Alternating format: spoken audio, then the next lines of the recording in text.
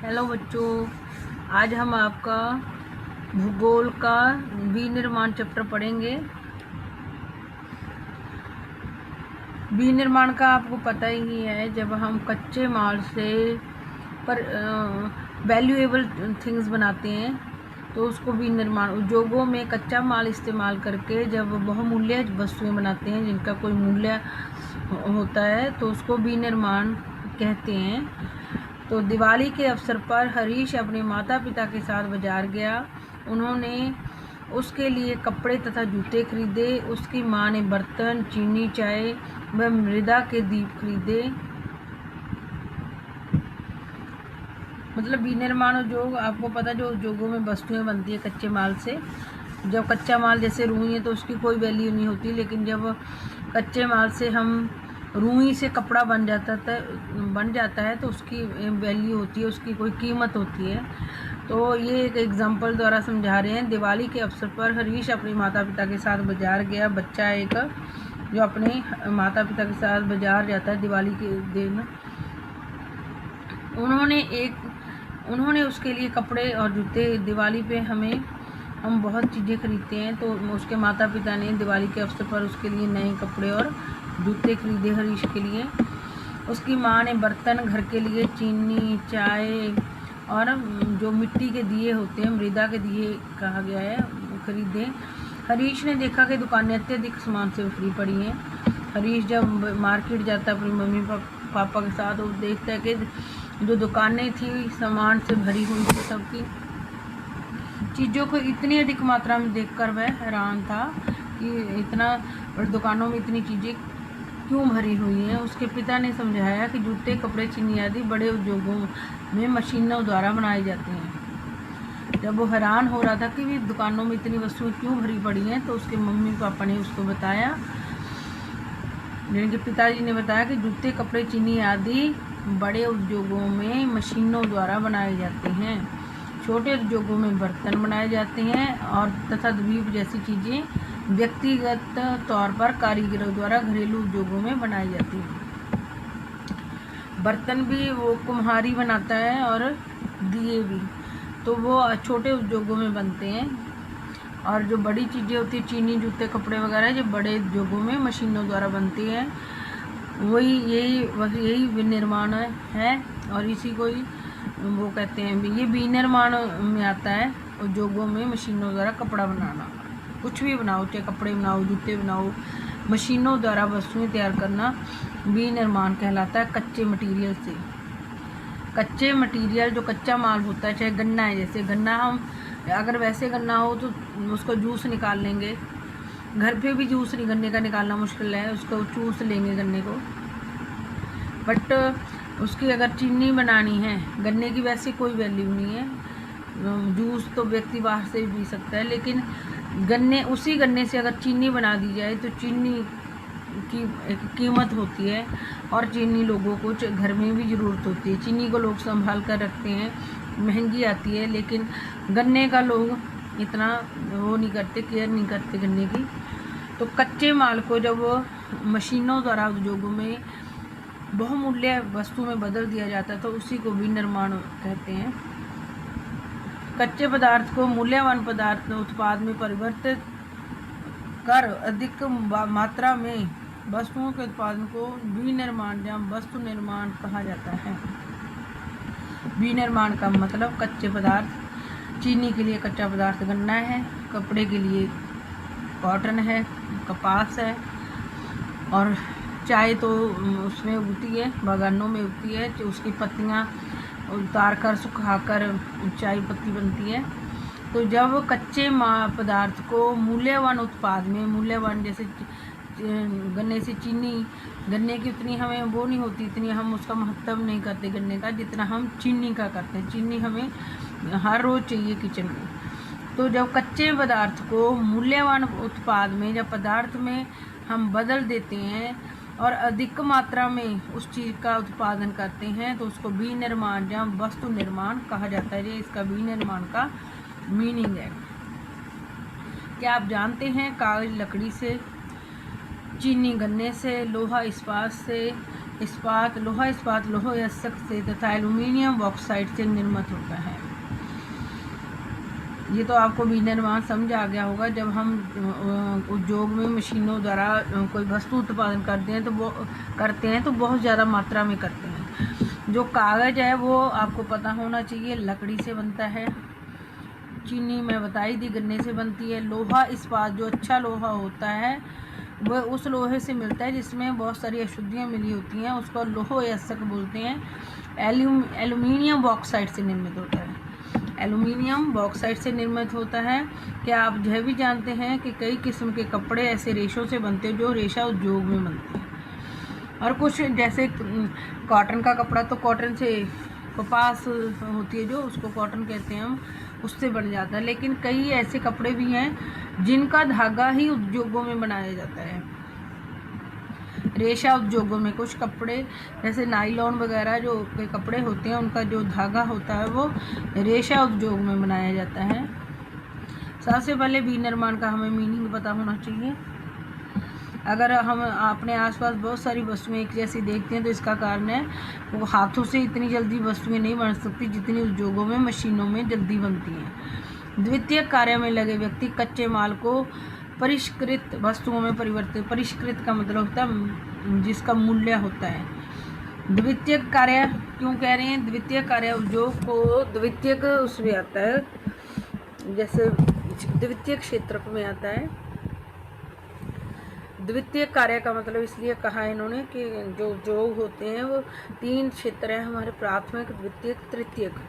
तो द्वितीयक क्षेत्र में लगे हुए कामों का जो काम होते हैं उसको द्वितीय कार्यों में लगे व्यक्ति कच्चे माल को परिष्कृत वस्तुओं में परिवर्तित करते हैं। स्टील, कार, कपड़ा उद्योग, बेकरी तथा पेय पदार्थों संबंधी उद्योगों में लगे श्रमिक इसी वर्ग के अंतर्गत आते हैं।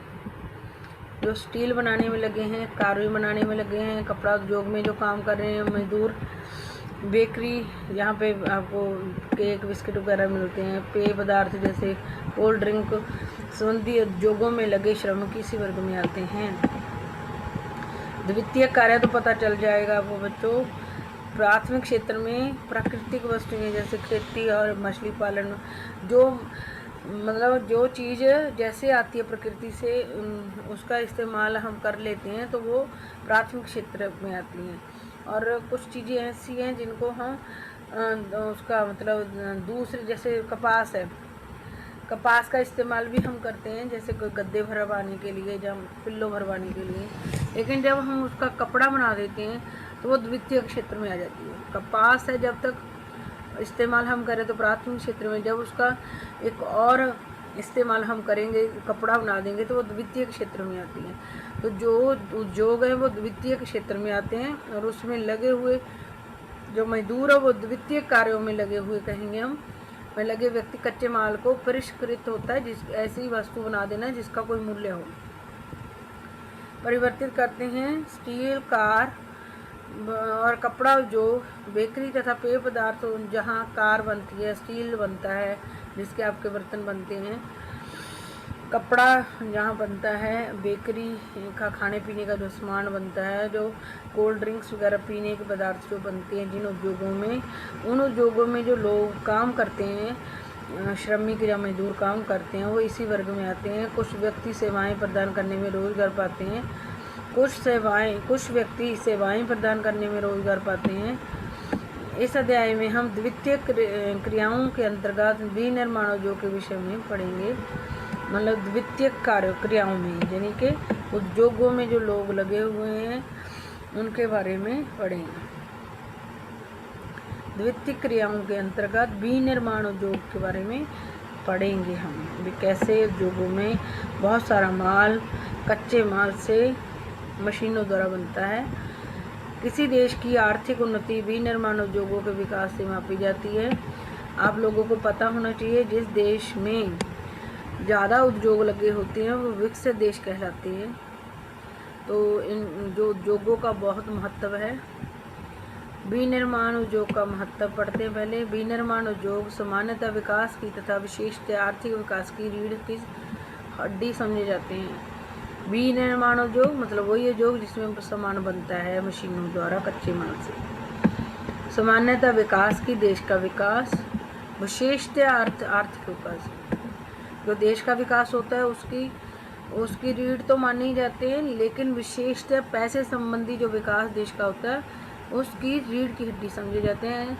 याद रखना, विनिर्माण उद्योग सामान्यतः विकास की तथा आर्थिक विकास की रीढ़ समझे जाते हैं।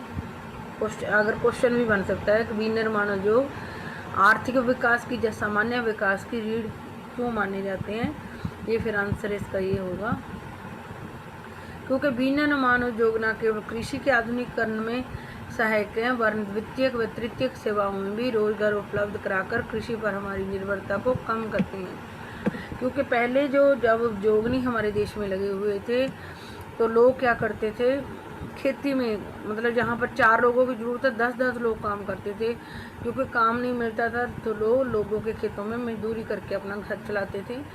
लेकिन जब से उद्योग आए हैं तो विनिर्माण उद्योग ने कृषि करने के जो तरीके हैं वो आधुनिक तरीके वो ला दिए हैं और रोजगार भी दिए हैं। रोजगार देके जो खेती में लोग काम कर रहे थे फालतू लोग, क्योंकि खेती में आपको भी पता है 2-4 महीने काम होता है, बाकी सारा साल लोग वो रहते हैं। तो अब कृषि के ऊपर लोगों की निर्भरता कम हो गई है।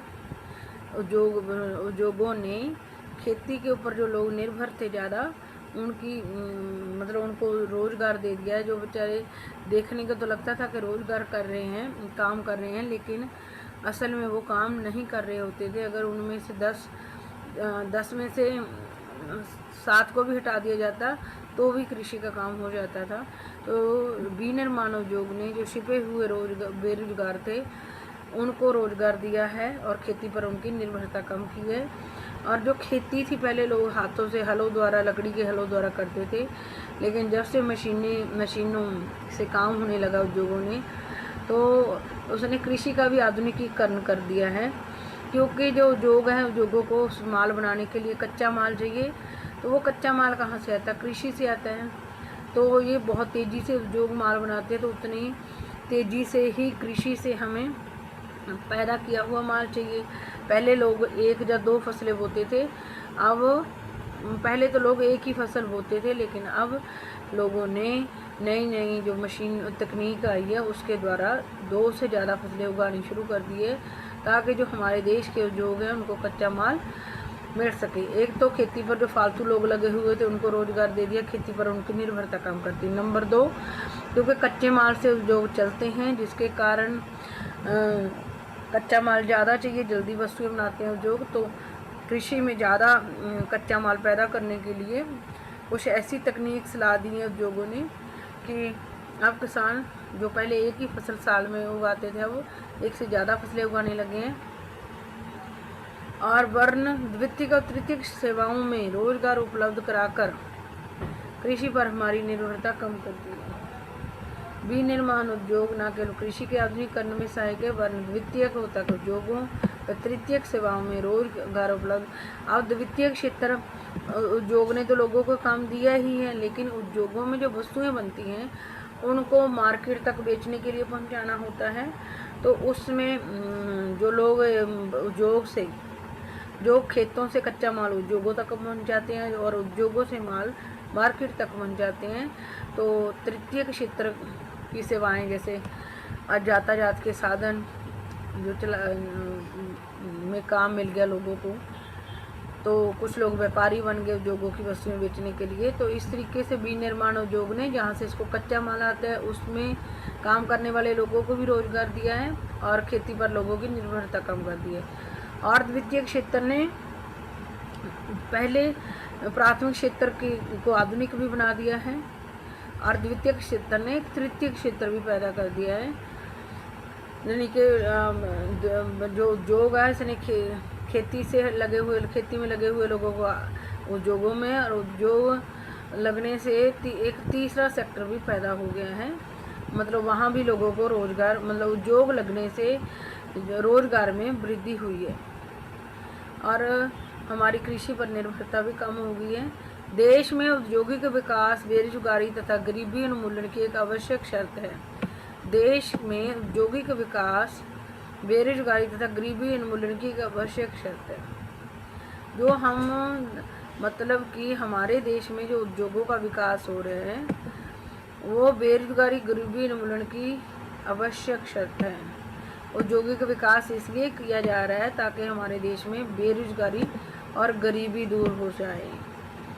तो देश में जो औद्योगिक विकास है वो औद्योगिक विकास के द्वारा हमने बेरोजगारी और गरीबी को दूर करना है। ये अब जरूरी शर्त है हमारे औद्योगिक विकास की।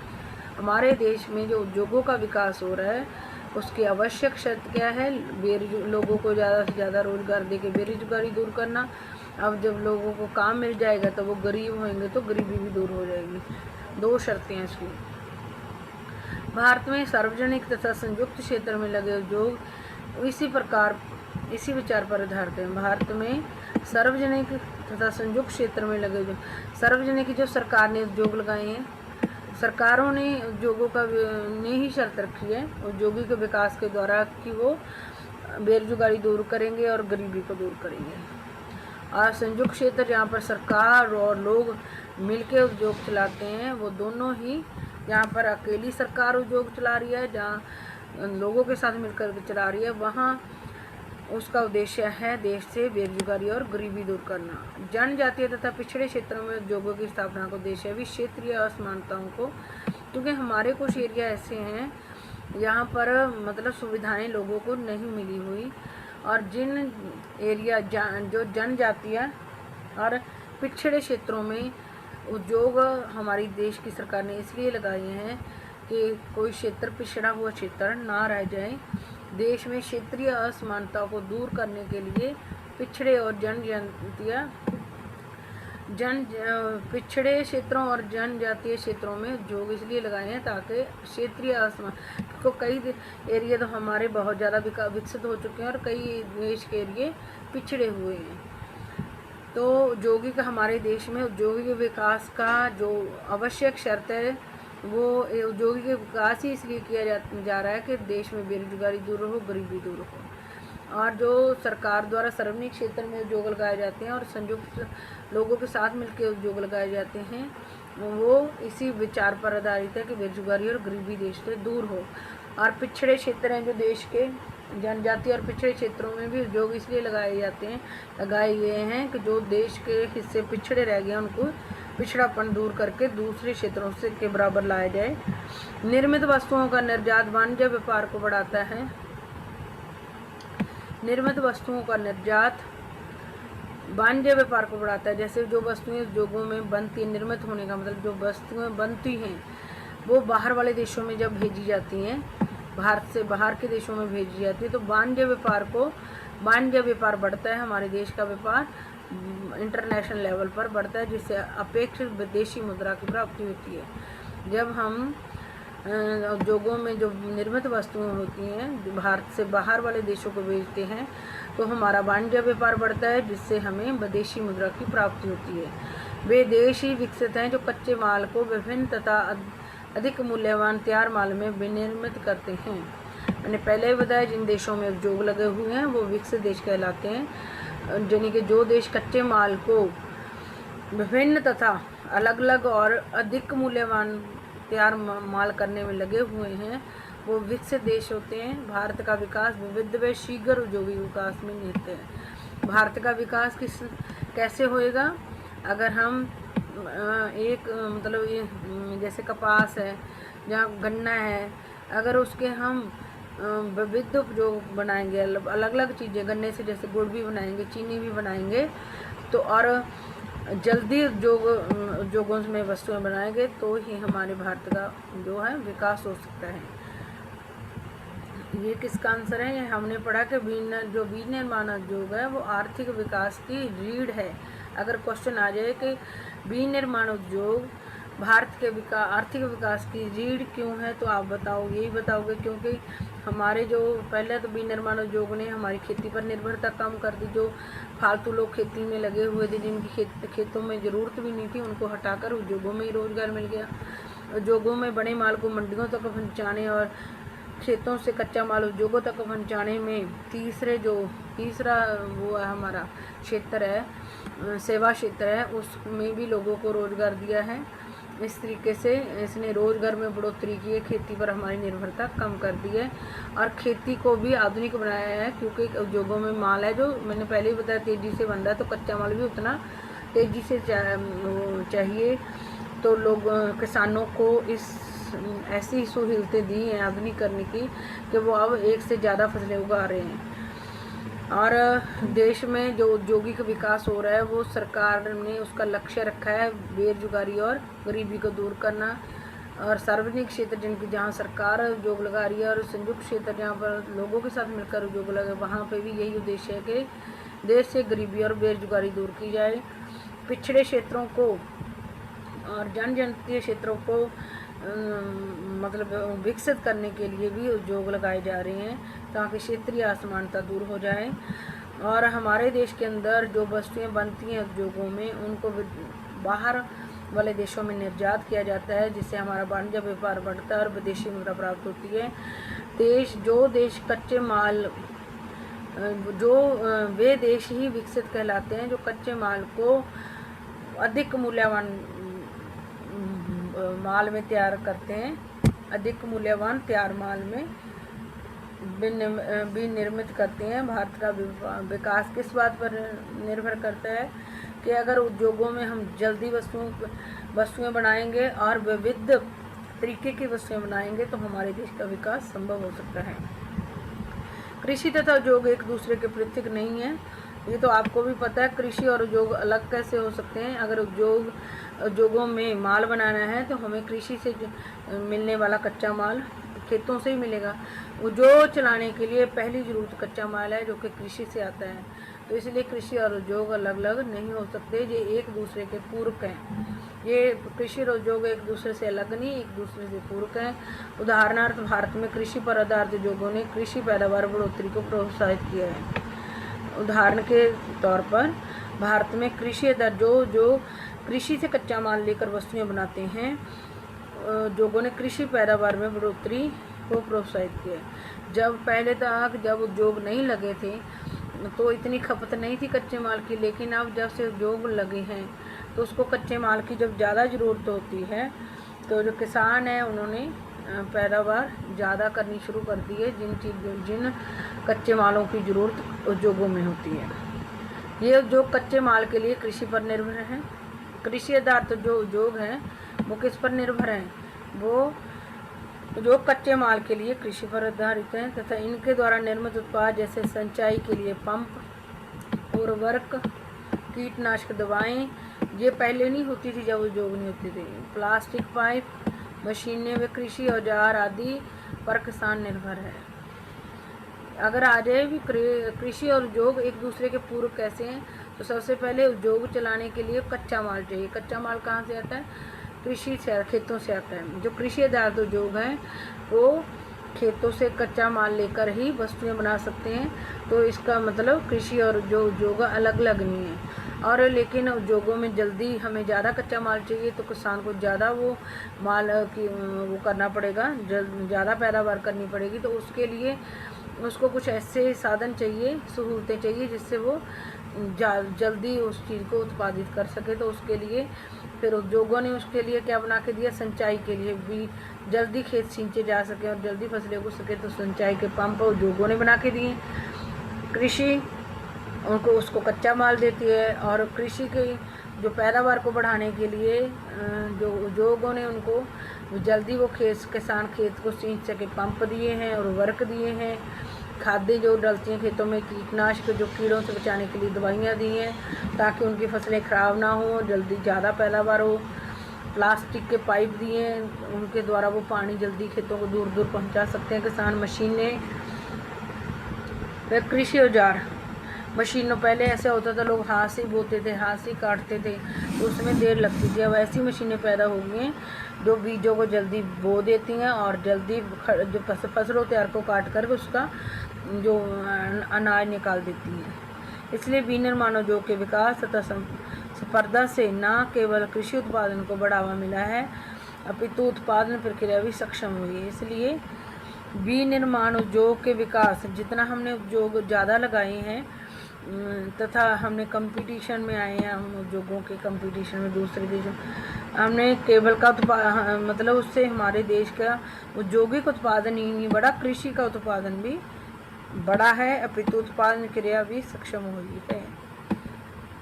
विनिर्माण उद्योग के विकास और स्पर्धा से हमारे जो केवल कृषि के उत्पादन में ही बढ़ोतरी नहीं हुई, उद्योगों उत्पादन प्रक्रिया भी सक्षम हुई है। आज वैश्वीकरण के युग में हमारे उद्योगों को अधिक प्रतिस्पर्धी तथा सक्षम होने की, आज विश्व एक हो चुका है, पूरा मतलब पूरी दुनिया एक हो चुकी है, वैश्वीकरण हो चुका है। हम जैसे समाज में हमारे पड़ोसियों के बिना नहीं रह सकते, आजकल हम अपने पड़ोसी देशों और पूरे देश के देशों के बिना एक देश नहीं चल सकता। तो आज वैश्वीकरण के युग में हमारे उद्योगों को अधिक प्रतिस्पर्धी तथा सक्षम होने की ज़रूरत है। हमारे उद्योगों में बना माल इतना अच्छा होना चाहिए कि विश्व के दूसरे देशों का मुकाबला कर सके, प्रतिस्पर्धी का मतलब मुकाबला कर सके, और ज़्यादा अच्छा माल बनाएंगे तो वो सक्षम बनेंगे और हमारा माल ज़्यादा बिकेगा। केवल आत्मनिर्भरता ही काफ़ी नहीं, मतलब उद्योगों से जो माल बनता है उससे वो हमारे देश की ज़रूरतों को ही पूरा ना करें, बल्कि ये बाहर वाले देशों को भी हम बेच सकें, इस बात की ज़रूरत है। वैश्वीकरण यानी कि पूरी दुनिया एक हो चुकी है, कोई भी देश विश्व के बिना नहीं रह सकता।